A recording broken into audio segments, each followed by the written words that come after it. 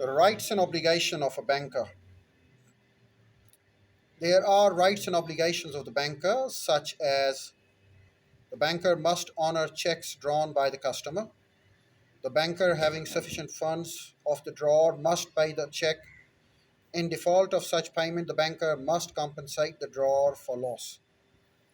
The banker must collect checks and draft on behalf of the customer.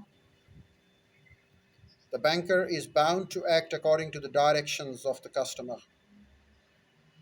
The banker must keep records of all the transactions of the customers.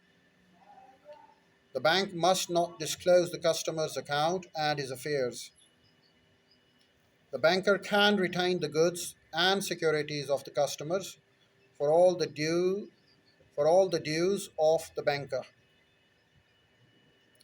The banker can claim from the customer the incidental charges. When the customer has two or more accounts in the bank, the banker can set off the debt items from the credit items when they are payable. Protection of paying banker. Well, there are rules regarding protection to pay banker. Protection in order checks.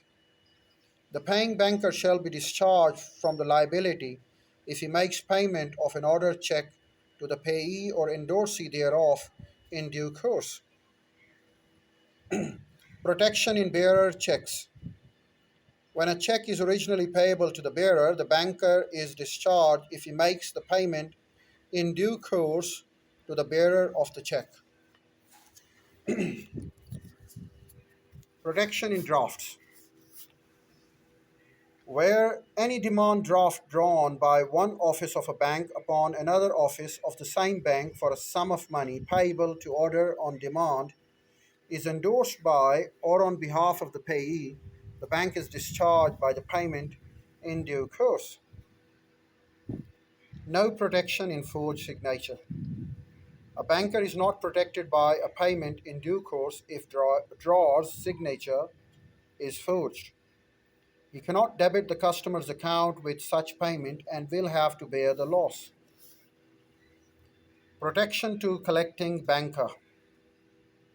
A collecting banker is one who receives the payment of a cross check on behalf of his customer.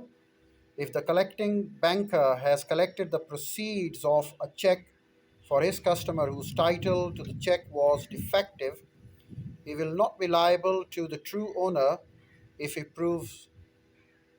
may prove four items as I explained them over here.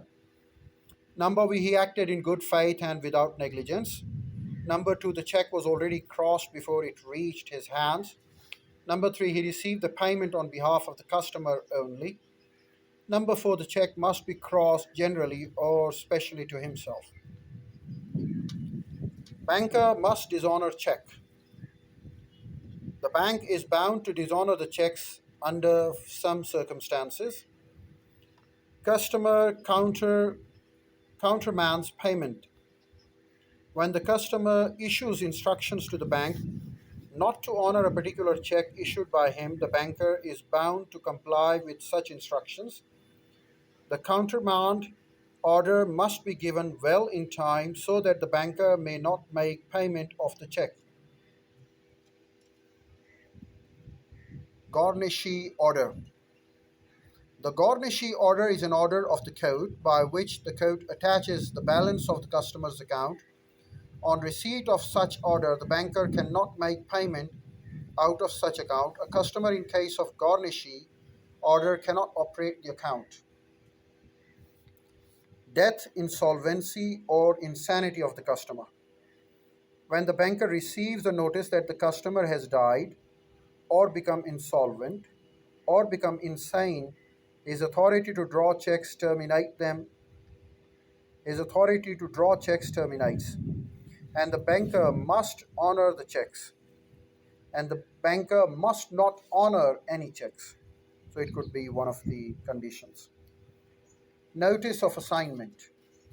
When a customer assigns the money of his account to some other person or for any other particular thing or gives notice to the banker must not make payment from his account.